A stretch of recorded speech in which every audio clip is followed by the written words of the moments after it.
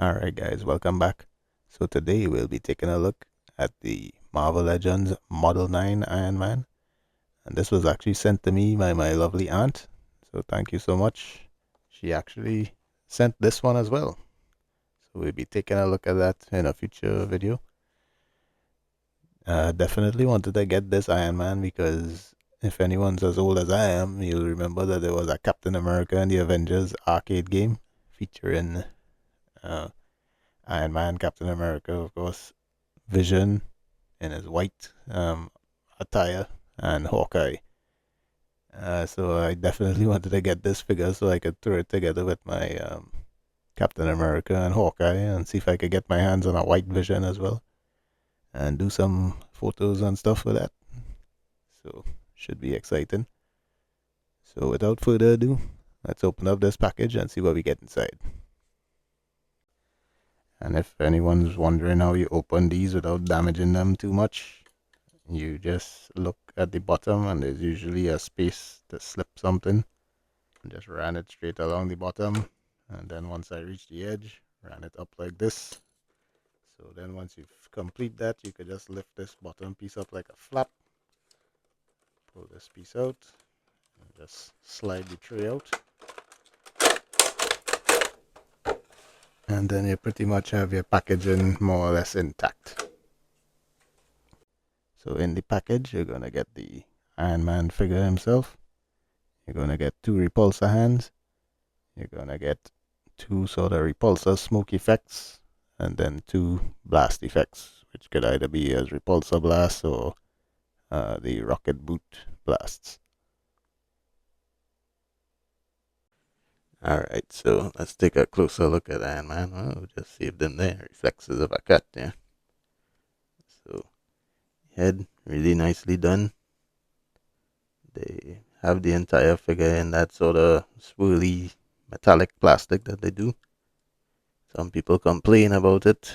I think it's just fine, especially for a character like Iron Man, where you need quite a lot of reflections and stuff. So I think it looks really, really good. I really do like this armor. It's a nice chunky design as well. See the little collar piece going around there. You can see the arc reactor there on the chest. It's printed on, but they have some sort of transparent plastic over it, so you can't really scratch it off or anything, which I think is really cool. And you could actually see that shiny plastic, metallic plastic up close. You could see that on this side here is where they painted the yellow on. It's a slightly little different tone than the legs and stuff, but it's not noticeable in my humble opinion. They did a pretty good job of matching those. You can see on the gauntlets here, you have that little yellow rectangle there to sort of break it off, but this is actually sculpted in, which is cool. And these shoulder pieces are actually rubber, which goes into the sort of like a ring, which then the shoulder plugs through that and into the torso, so it does move around with the arm. It's pretty it functions pretty well, I think. It doesn't look too awkward. See a little sculpted detail there. On the boots you have that same sort of sculpted rectangular design as well. And I do like this sort of shiny plastic that they used for the yellow. Really gives it that sort of metallic feel.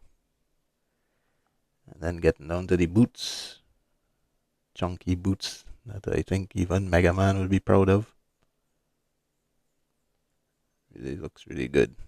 I really do like the design on this. Get some nice molded detail on the bottom, and of course some peg holes for effects and stuff. Alright, so let's get into the articulation on Iron Man. The head does look up about that far, which is pretty decent considering the fact that he has this molded collar. So with the torso, you can just move it up slightly and get that flying pose, no problem. It does look down about that far. It does swivel. It's very, very minimal tilt. Shoulders do go up about that far. They rotate all the way around. There's a bicep swivel. The elbows are double jointed, however, this chunky gauntlet piece preventing it from going any further. So you do get about 90. On the fists, the wrists swivel and hinge. The torso does crunch forward about that far. Pretty decent. The waist does swivel and actually does feel like it has like detents in the waist.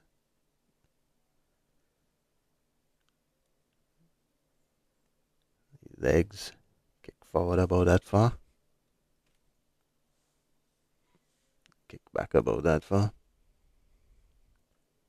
Can do a split about this far. The thighs do swivel. The knees are double jointed. The boot has a swivel at the top.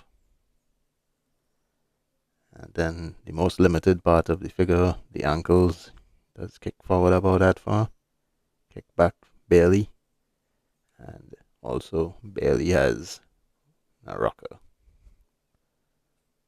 He would have more if not for the sculpting of this part there though. But you can get enough to get him to be, a little dynamic. So for Iron Man's accessories, he does come with 2 repulsor hands.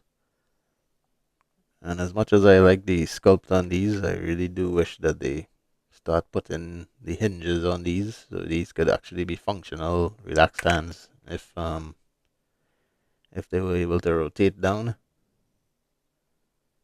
It does have that port on it, so you simply unplug those and pop in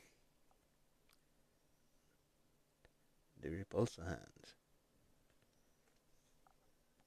And with those repulsor hands, there comes 2 repulsor blast effects. Just a translucent blue plastic, which looks really good. 2 of those. And those just easily plug right in there. Alternatively, you can use them as blast effects for the rockets on his feet. And those look really good as well. He also comes with 2 sort of recently fired repulsor, like a smoke effect. And likewise, those just plug into the hands as well. They do really give you a cool effect on the repulsors there. Oops. There you go. So nice accessories to come with it. Does do wish she came with a Tony Stark head, but if you do have the 80th anniversary Iron Man like I do, you can actually pop that head on there. And I suppose the other recent Iron Man they did for the 20th anniversary line would work as well. It's kind of tight, but does look really good as well. So for height, he actually does stand about 6.5 inches tall, which is pretty cool. Here's how he looks next to a premium DNA Earthworm Jim. Here's how he looks next to a NECA Mirage Donatello. Here's how he looks against Jada Toys Mega Man. Marvel vs. Capcom action there. Here's how he looks next to a Jada Ken. Here's how he looks next to a Mafex Batman. So he looks next to an SH Figure Arts Luffy. So he looks next to CT Toys Wolverine. And so he looks next to Marvel Legends Ant-Man. And here's how he looks next to the 80th anniversary Iron Man. And they're about the same height. So in closing, I think this figure is a really strong one too. I really like this design on the armor. I think the fact that they made the entire thing shiny metallic was really cool. It does reflect that light and give it that effect very well. As always with Hasbro stuff, I am always a little bit confused as to how come they give a lot of accessories with some figures and then such a little bit with others. So I don't know if that's saving costs here to give you more on another figure or something like that. But with those who have been collecting Marvel Legends, I'm sure you have like head sculpts and stuff lying around and blast effects like for those feet. All those came off of the 80th anniversary Iron Man. But I guess it'll be a little bit disappointing if this is your first Iron Man and you don't have any of those things. So I would say always to Hasbro to always try to include like an unmasked head sculpt or something inside there.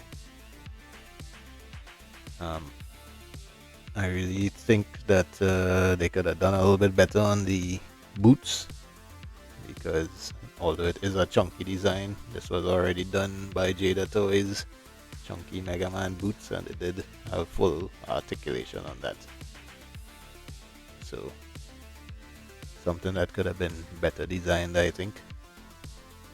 Nonetheless, I will more often than not gonna have him displayed like this, up in the air and, you know, blasting off and stuff. Many flight poses. So I would say this figure is really strong. And if you're a fan of Iron Man or you're putting together a little haul of armor, it's definitely something you might want to or might be interested in getting. So hope this review was helpful to anybody who might have been on the fence about getting this. And until next time, you'll take it.